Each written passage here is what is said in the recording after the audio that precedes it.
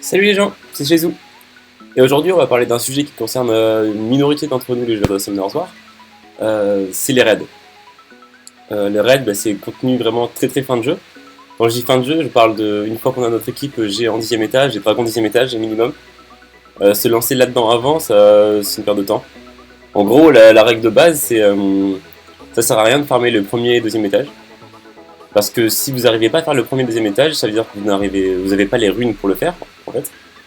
Et du coup, vu que les récompenses des raids, c'est quelque chose qui permet d'augmenter vos runes, vous ferez mieux d'aller farmer des meilleures runes en fait, pour ensuite augmenter des meilleures runes. Vous allez dépenser les faibles récompenses que vous allez avoir en premier et deuxième étage, à monter des runes que vous allez remplacer très rapidement. Du coup, en fait, c'est une perte de temps. Ça, c'est que mon avis, bien sûr, mais je pense qu'on est quand même pas mal de gens à répéter ça, qu'il faut pas faire le premier étage, parce que c'est pas rentable. Et voilà, il fallait que je le dise en vidéo pour me sentir mieux avec moi-même et que je dorme bien la nuit. Donc voilà. Pour ceux qui connaissent pas trop les raids, en fait, les raids c'est le donjon des fins de jeu où on est en direct avec deux autres joueurs. Là, c'est ce que j'ai actuellement là sur mon écran. Là, je suis avec deux autres joueurs en direct. Donc, je vais parler très vite fait du principe pour ceux qui connaissent pas, mais je vais d'abord vous conseiller en fait pour composer une équipe qui est capable d'avoir une bonne synergie et qui fonctionne en raid. En fait.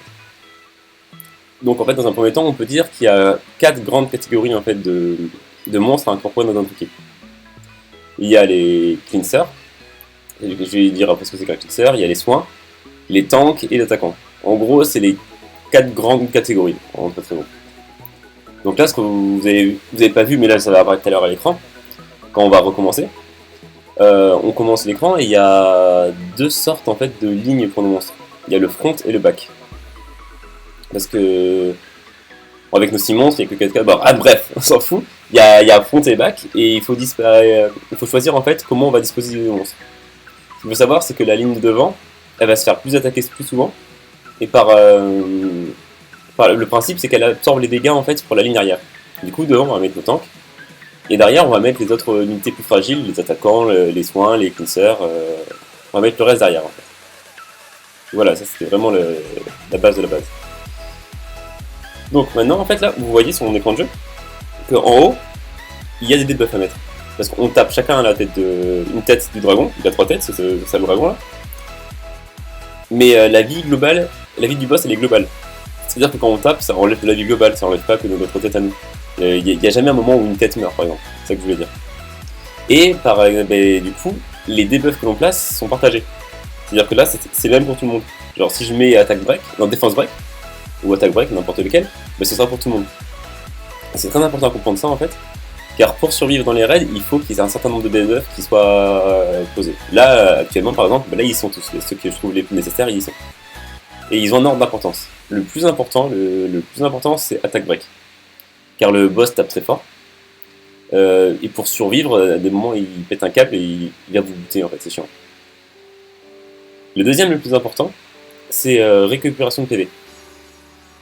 Parce que, comment dire ça clairement, sans montrer le skill, il a un passif qui fait que dans vos 6 monstres, au bout de 16 tours joués par vos 6 monstres, il va enlever vos effets d'enforcement, vous stun, c'est super chiant, en plus sa précision elle doit être à 75 000%, donc c'est super chiant.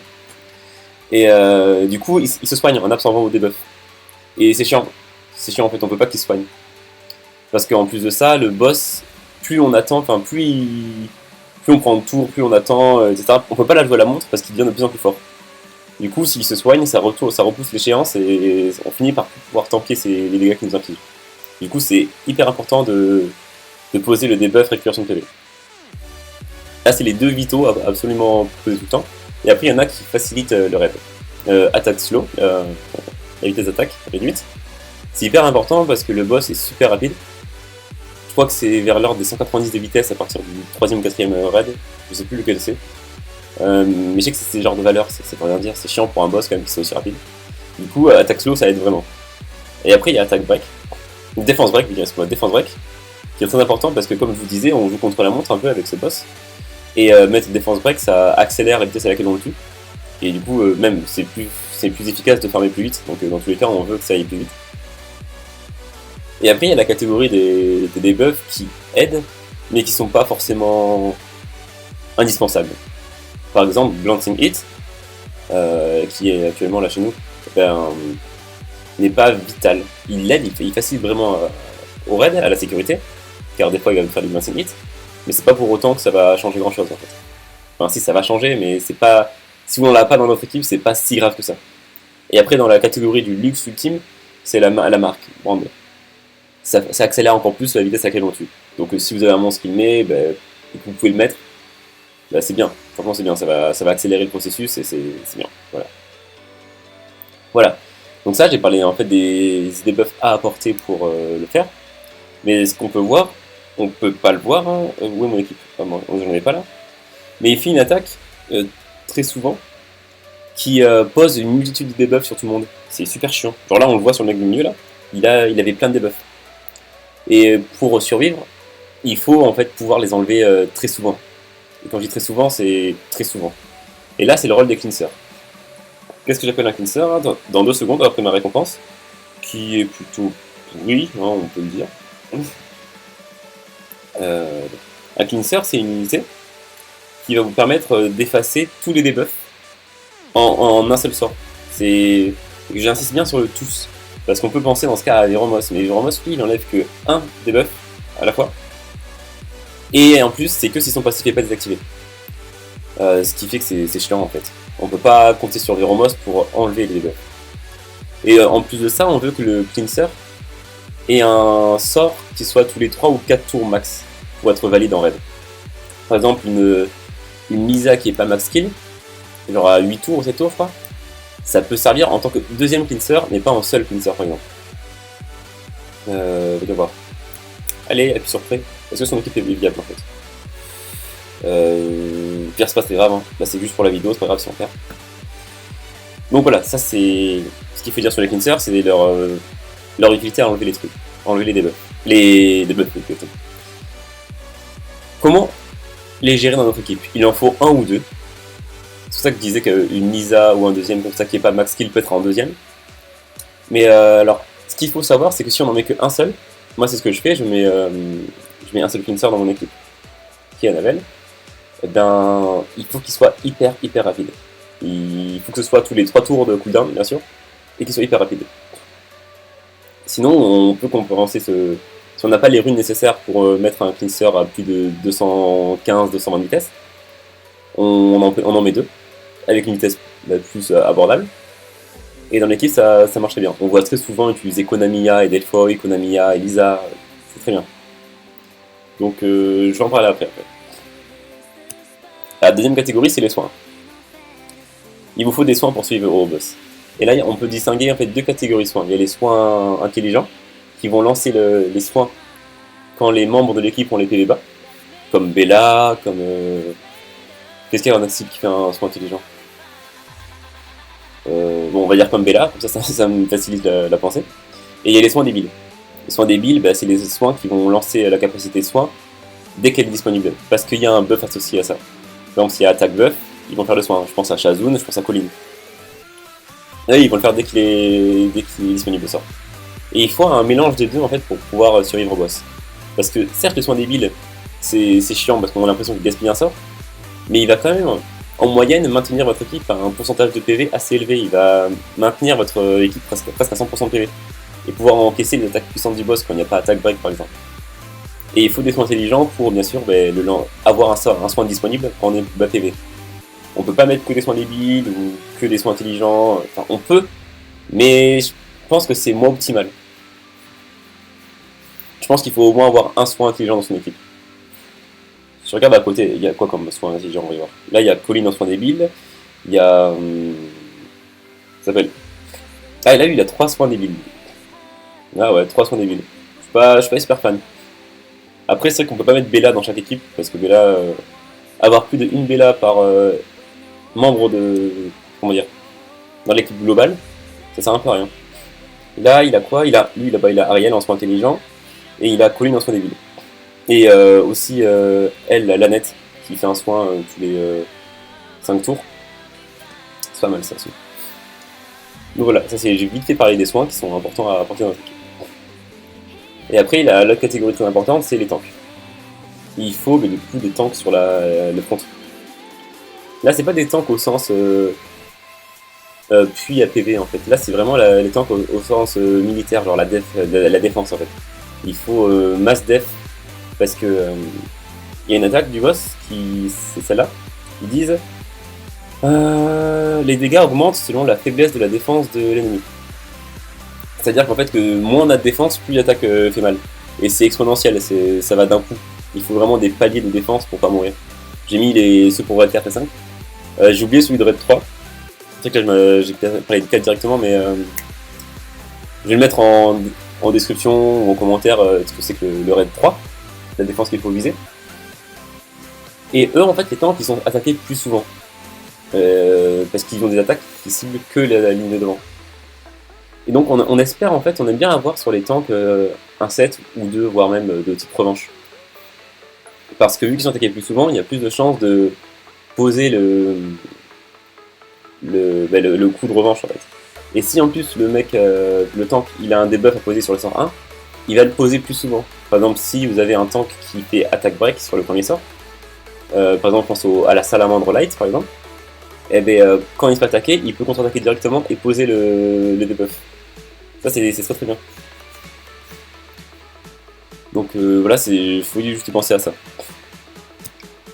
Et après, il y a d'autres utilités de monstres. Il y a d'autres utilités comme la réduction de barre d'attaque. Ramener la barre d'attaque du boss à 0, ça peut franchement vous sauver. Donc comme ça, vous avez l'opportunité de pouvoir récupérer les tours de vos soins qui vont pouvoir remonter votre équipe en termes de sécurité. Il y a le boost de jeu d'attaque.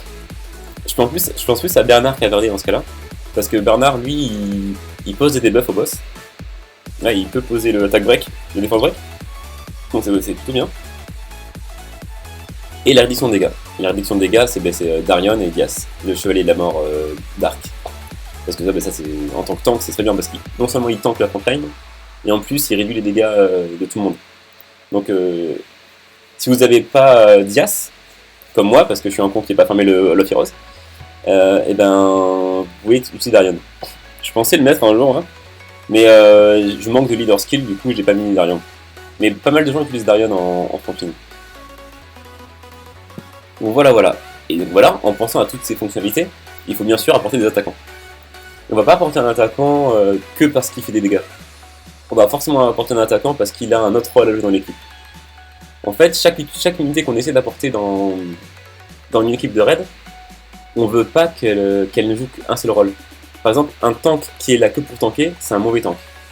Par exemple, qu'est-ce qu'il y a comme tank qui pourrait être là que pour tanker en gros, qui pose pas de debuff, qui soigne pas, qui apporte pas d'autres utilités, ben ça c'est un mauvais tank.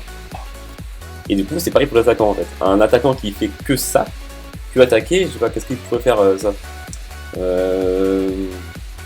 Qu'est-ce qui est connu genre par exemple, Théomars, certes il pose le defense break, mais c'est pas ouf son utilité.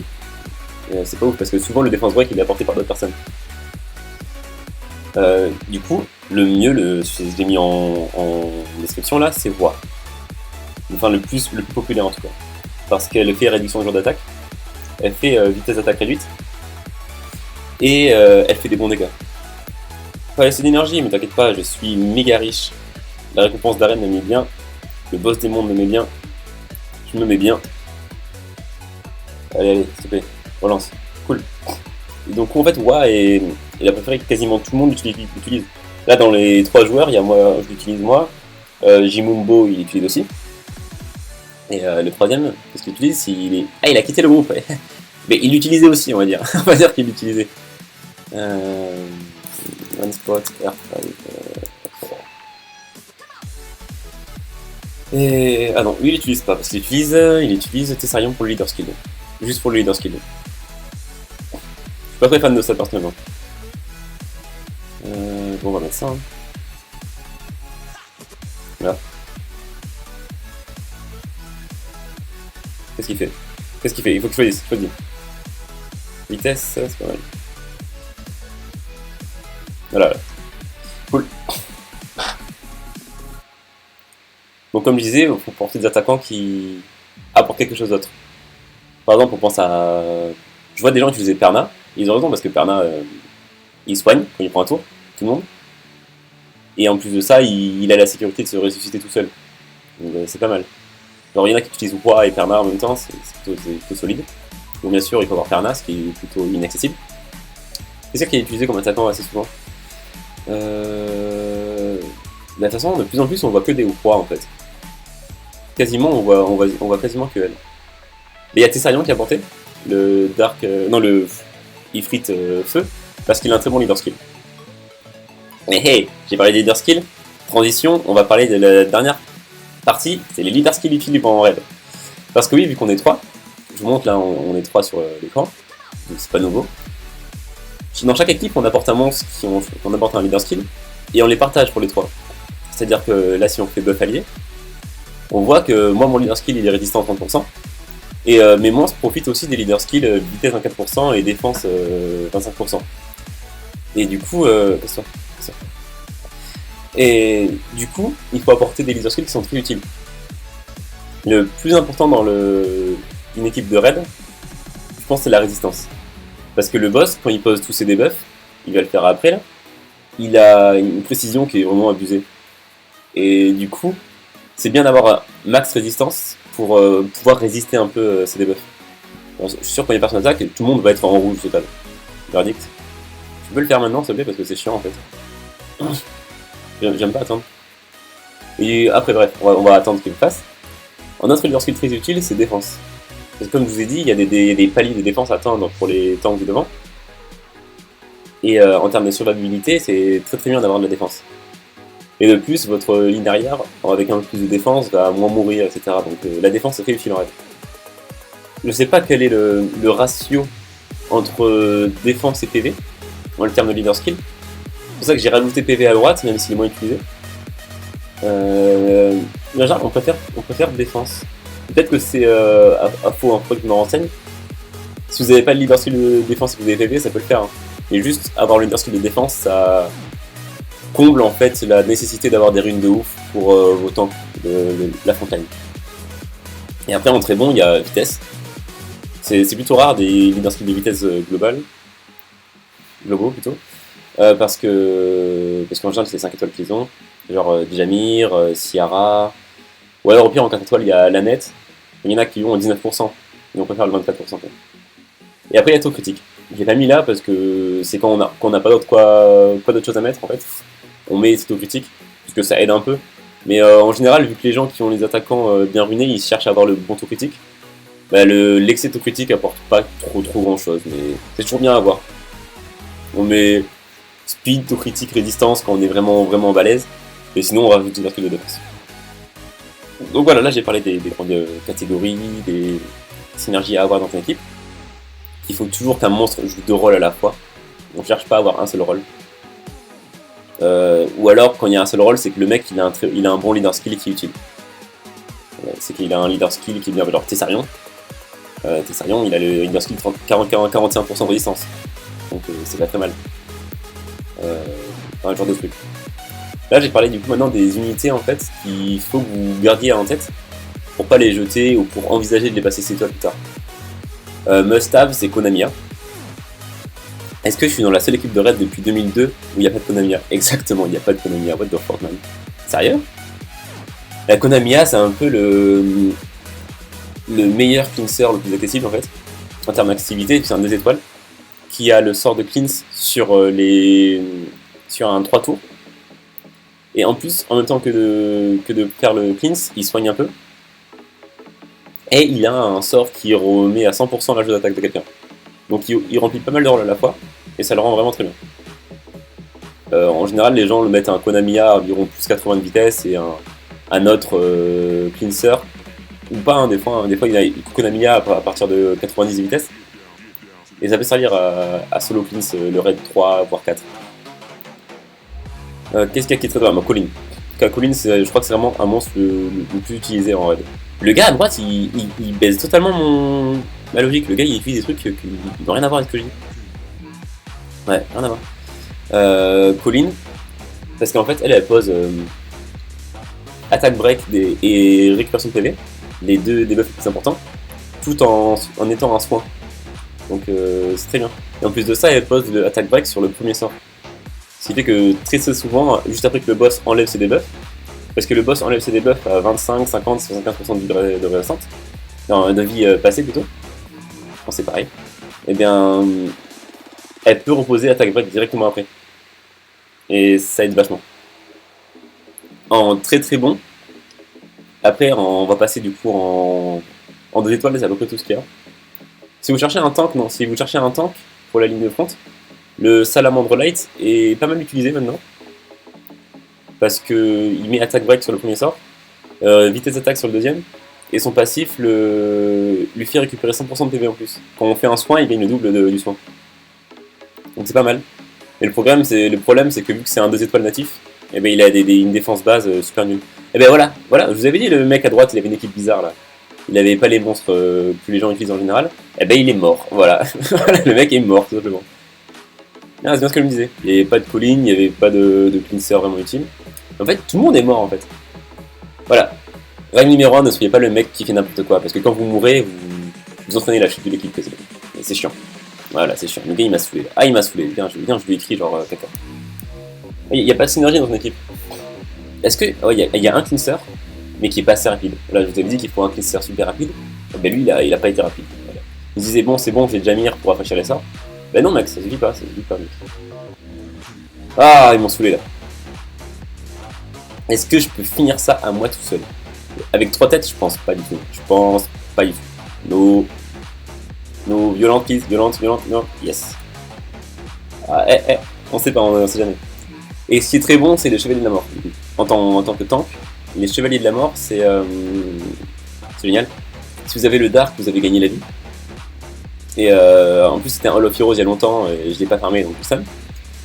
Le haut est très très bon parce que c'est un bon tank qui a du coup des bonnes stats, qui pose attaque break et récupération de PV sur ses sorts, et qui cleanse, met l'immunité, endure, enfin il est très bon. Il est très bon. Mieux que les autres. Le feu est pas top hein, pour les raids, franchement. Le vent est, je pense, le pire des 3. Moi je l'ai mis juste parce qu'il me fallait un leader skill en plus. Parce que je suis très très short en leader skill. Le vent est pas terrible parce qu'il peut merder, il peut faire de la merde. Vous m'avez saoulé. Casse-toi, Yezer mes couilles là. Et bien sûr que je vais perdre les gars. Machin a quitté le groupe. Bah oui, donc tu crois que je vais gagner en fait. Bref, j'arrête de rager. Donc voilà, dans les monstres qui sont bien utilisés, les Chevaliers de la Mort. Delphois est très bien utilisé parce que donc c'est un cleanser, Delphois, qui soigne en même temps, qui met l'immunité. Donc ça peut être utile pendant un tour environ, avant qu'il enlève l'immunité, le gars, le boss. Et en plus de ça, elle a une défense de base bien élevée. Ce qui lui permet en fait d'être mise en frontline. Ah, là, il a mis Delphois Economia. Lui, il a une équipe potable. Et il a un leadership de PV, donc ça c'est cool. On va le garder. Plus 80 de vitesse et plus 50 de vitesse. Ça c'est cohérent. Le mec à droite, est-ce qu'il est cohérent? Mec, t'es pas cohérent. Non, désolé. Fuck. Voilà. Donc des fois elle est pas mal. Très bien. Shazun bien sûr, hein, c'est le meilleur soin pour les raids, hein, parce qu'elle est débile et en plus elle est intelligente avec son troisième sort. Et puis elle est bien, voilà, Shazun quoi. Pas besoin de faire l'apologie de Shazun. Lui à droite il a 75. J'aime pas Arnold en raid les gars. Bref. C'est pas bien de virer les gens comme ça, hein, sans leur dire pourquoi, c'est pas bien, je sais. Mais bon. Basalt en tank est pas mal utilisé aussi, je le vois, parce qu'il a un tank, il soigne un peu, et il fait de la réduction de leur attaque. Bon, au pire, vas-y, on va lancer avec lui, c'est pas grave. Par contre, il faut que vous changiez de leader skill. Ah ben non, il est parti tout seul. Ah, cool. Qu'est-ce qui est très très bien? Ben, Roi, hein, je vais pas en parler tout le temps. Hein, Roi est très très bien. Les singes, bien sûr, les singes sont très très bons. Le vent et le feu sont très très bons, voilà. Surtout le feu. Il faut que le feu est meilleur que le vent pour les raids. Je pense, perso, en tant qu'attaquant. Là, je pense que le mec à droite, en fait, il avait Arnold. Comme, pour la même raison que moi, j'ai Brillant. Parce qu'il peut profiter du coup du leader skill d'Arnold. Ouais. Tout le monde, vous voyez que tout le monde en front a plus de 1000 de def. Hein. C'est vraiment le million qu'il faut. On se demande souvent combien de gens il faut porter en front et en back. Genre, est-ce qu'il faut faire 2 et 4 derrière, ou 3 et 3, 4 et 2? Et en fait, tout dépend de la proposition de votre équipe. Le plus optimal en fait, pour les runes, c'est de faire 2 et 4. Parce que, vu que vos unités de devant ont besoin énormément de défense pour survivre, on va leur mettre nos runes en fait qui ont plus de défense devant. Et en général, il n'y a pas beaucoup qui mettent des 24% de défense comme ça. Du coup, on va tout concentrer sur deux monstres. Et ce qui laisse la possibilité de mettre des runes avec juste des PV aux monstres derrière. Et après, il y a les cas où vous avez plus de temps que d'autres choses, bien sûr. Alors, quand on veut prendre cuivre en raid, j'ai vu que c'est pas mal fait ça. Vous avez vu que c'est un attaquant, mais qui dépend de la défense, on va mettre devant. Ça dépend, mais en général, il y a plus de 2-4 que d'autres choses. Parce que les monstres derrière, les cleansers, tout ça, on va pas mettre défense pour cent, ça sert un peu à rien. Autant mettre PV pour cent. Donc voilà, c'était ça. En monstre très utile. Je vais pas parler des 5 étoiles, parce que c'est un peu bête quand même. Je vais pas en parler tant que ça. Hein. Pire, si j'oublie, je vais les mettre en commentaire ou quelque chose comme ça, mais je pense pas qu'il y ait de 3 étoiles, 4 étoiles vraiment si bien que ça. Arg, j'ai complètement oublié de parler du Arg-Vent. Si vous avez le Arg-Vent, il est très très bon en frontlane. C'est un 4 étoiles qui est très bon. Ah, heureusement que j'ai des screenshots, sinon j'aurais fait de la merde. Lisa, elle est OP en cleanser. Lisa, c'est OP. Parce qu'elle cleanse, elle met le coup de lancing sur le sort 1, et en plus de ça, elle fait du dégâts en apportant les gens et en rafraîchissant leur cooldown. Je vais pas parler des 5 étoiles OP, hein, parce que voilà, en tant qu'attaquant, si vous avez Ciara, vous avez gagné, hein, simplement. Si vous avez les singes, vous avez gagné aussi. Si vous avez une fille occulte eau ou ténèbres, vous avez gagné. Emma est pas mal utilisée aussi. Oui, Emma max skill, il faut qu'elle soit max skill les amis, Emma pour les raids, sinon ça sert à rien. Praha est très bien parce qu'elle a leader skill, et qu'elle soigne. Mav est pas mal utilisée aussi. Et plutôt utilisé pas, je vais pas dire pas mal parce que c'est rare qu'on l'appelle, mais vu qu'il rafraîchit les cooldowns en effaçant un debuff, en tant que second cleanser, il peut marcher. Le Rakaja et le Yétivan. Yétivan peut être utilisé parce qu'il soigne bien. Il soigne vraiment très bien. Et en plus, je crois qu'il pose attaque slow, je crois. Les Desert Queen sont bien. Si vous avez Cadiz, bien sûr, le Vampire Dark, vous avez gagné et tout gagné. Je pense que vous avez fini le raid sans y jouer. Et je crois que je vais m'arrêter là sur les monstres OP parce que là, je pars en couille à parler de 5 étoiles. Et du coup, j'ai rien de plus à vous dire en fait sur les raids. J'ai rien de plus à vous dire. Juste pensez à apporter des debuffs plus qu'apporter des dégâts. Faut pas prendre une équipe full YOLO si vous n'avez pas de debuff à avancer. Et pensez à survivre plutôt qu'à tuer. Voilà, c'est tout ce que j'avais à dire. Et puis, si vous avez des questions sur les raids, n'hésitez pas à les poser en commentaire. N'hésitez pas à vous abonner pour votre averti nouvelle vidéo, à commenter, à me rejoindre sur les réseaux sociaux. Je posterai sur mes réseaux sociaux principalement les nouvelles vidéos et les annonces des streams, car je suis passé en stream sur Twitch. Et puis voilà, hein, c'est tout ce qu'on va faire pour aujourd'hui. Je vais attendre la récompense de mon raid. Si j'ai un truc de ouf, bah c'est cool, sinon tant pis. Et puis, salut!